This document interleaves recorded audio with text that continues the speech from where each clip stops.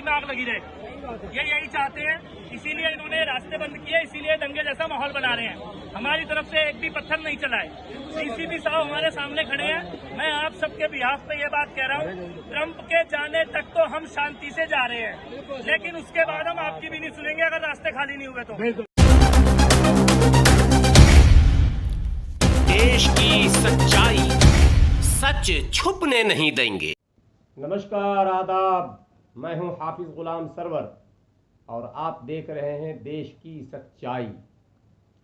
जी हाँ दोस्तों, पिछले 3 दिनों से निरंतर लगातार कानपुर में जो हृदय विदारक घटना हुई है, जिसमें 8 से अधिक पुलिस वाले शहीद हो गए हैं।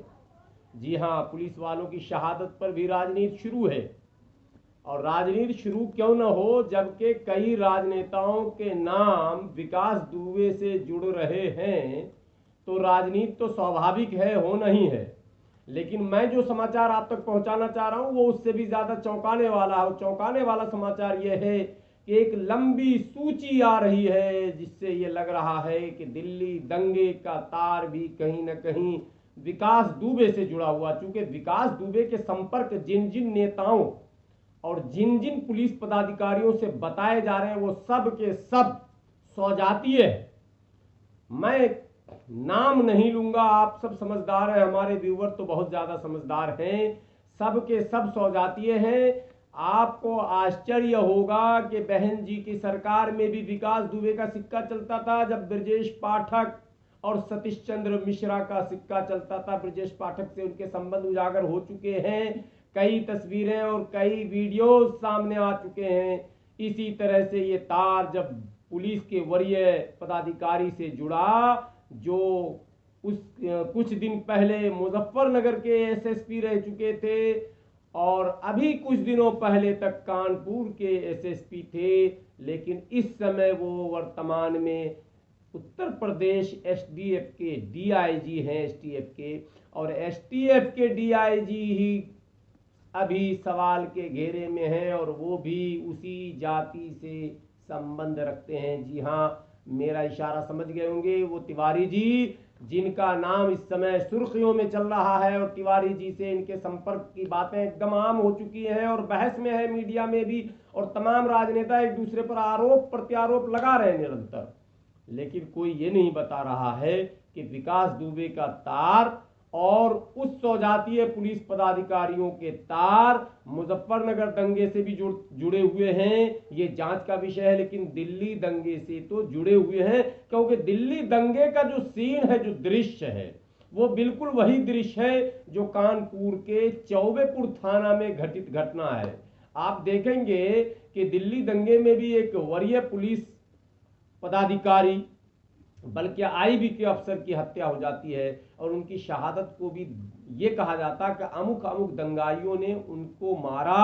जबकि इसकी अगर निष्पक्षता से जांच की जाए, अगर सीबीआई इसकी जांच करे या उससे भी बड़ी कोई इन्वेस्टिगेशन एजेंसी हो वो जांच करे, तो मुझे ये कहने में संकोच नहीं है कि ये तार जुड़ेंगे, क्योंकि कहीं ना कहीं विभागीय मामला भी कुछ सही नहीं दिख रहा है। आपको बताता चलूं कि आपने दिल्ली दंगे से पहले 22 फरवरी का वो दृश्य देखा होगा, जब कपिल मिश्रा दिल्ली के एक वरीय पुलिस पदाधिकारी यानी डीसीपी, जो लगभग उत्तर प्रदेश में डीआईजी रैंक के हो जाते हैं, उनसे, या एसएसपी रैंक के तो खैर होते ही हैं, उनसे किस तरह की बातें कर रहा है। ऐसे कर रहा बातें जैसे लग रहा कोई छोटे मोटे हवलदार को वो डपट रहा हो और वो स्वयं गृह मंत्री रहा हो, इस तरह से कि देख लो, अगर तुमने ऐसा नहीं किया तो मैं ऐसा कर दूंगा, तुम मेरा कुछ नहीं बिगाड़ सकते। तो यही दृश्य जो है चौबेपुर थाने में होता है और वहां भी विकास दुबे अपने उस क्या कहते हैं कुंबे का विकास दिखाता हुआ ये बताता है कि पुलिस हमारा कुछ नहीं बिगाड़ सकती, हम चाहें तो पुलिस का बिगाड़ सकते हैं, यहां तक कि पुलिस को हम मार भी सकते हैं। लेकिन मेरी विनती है पुलिस के सभी वरीय पदाधिकारियों से कि सौजातीय सोच को त्यागिए। आप लॉ एंड ऑर्डर की पूरी जिम्मेदारी आपके कांधे पर है, समाज को संचालित करने की जिम्मेदारी, अपराध को मिटाने की जिम्मेदारी अपराधियों से सांठ-गांठ की जिम्मेदारी आपकी नहीं है। अपराधी चाहे राजनीतिक चोले में क्यों ना हो, आपराधिक चाहे वर्तमान विधायक और सांसद क्यों ना हो, पुलिस की नजर में अपराधी केवल अपराधी होना चाहिए। अपराधी चाहे किसी जाति धर्म और किसी संप्रदाय से उसका संबंध हो, लेकिन अपराधियों के साथ अपराधी जैसा ही व्यवहार होना चाहिए।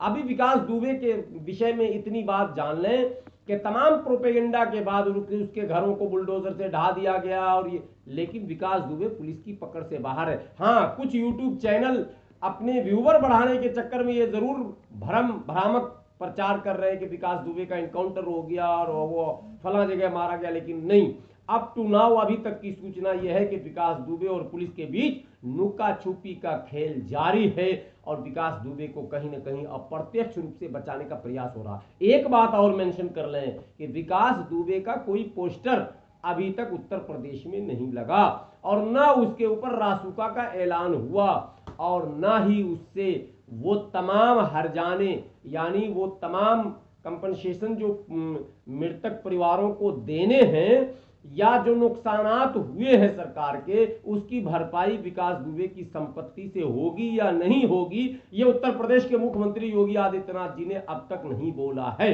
तो सरकार में बैठे लोगों की गलत मानसिकता, ये बातें इसलिए मैं कह रहा हूं कि आपको पता है सीए एनआरसी के खिलाफ जो प्रोटेस्ट हुआ था और उस प्रोटेस्ट में जो स्थितियां बनाई गई थी दंगे की, दंगा तो था नहीं, दंगा बना दिया गया था सरकार और पुलिस की मिलीभगत से। उसमें उन समुदाय के लोगों से तमाम हर्जाने लिए गए, तमाम दंड लिए गए जो सरकार ने ये कहा कि सरकार का नुकसान हुआ, उसकी संपत्ति जलाई गई या तोड़ी गई, तो उसका हम दंड लेंगे और पाई पाई वसूल करेंगे। ये उत्तर प्रदेश के मुख्यमंत्री आदरणीय योगी आदित्यनाथ जी के शब्द थे।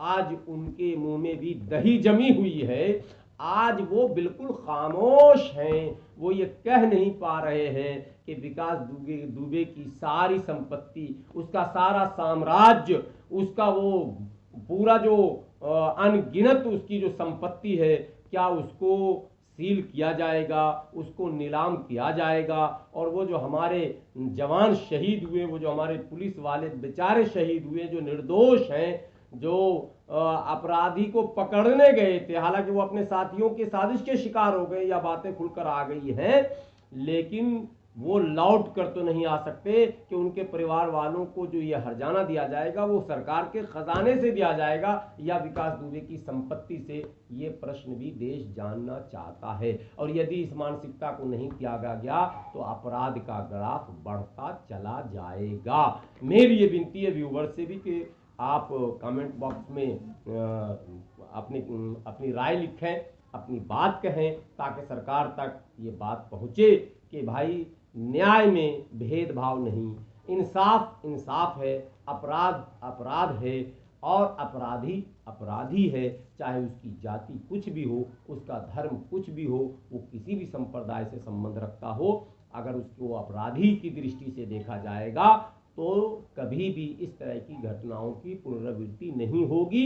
अगर कपिल मिश्रा पर समय रहते कार्रवाई हो जाती तो दिल्ली में जो 100 लोगों की जानें गई वो नहीं जाती, और अगर विकास दुबे पर समय रहते कार्रवाई हो जाती, जो जिसका खुलासा हुआ, जो तिवारी जी डीआईजी का नाम आ रहा, जिनका माना हाथ उसके सर पर था, अगर ये चीज न हुआ होता तो आज ये 8 पुलिस वाले बेचारे अपनी जान न गंवाते। इसलिए तमाम वरीय पदाधिकारियों को इस पर जो है गंभीर होने की आवश्यकता है और एक सकारात्मक सोच के साथ न्याय संगत कार्य करने की ज़रूरत है। इसीलिए मैंने इस वीडियो को आपके समक्ष रखा है। आप कमेंट बॉक्स में जाएं, कमेंट करें। एक विनती और आपसे है कि आप ज़्यादा से ज़्यादा जो है सब्सक्राइब करें, लाइक करें और शेयर भी करें, ताकि ये बातें दूर तक जाएं।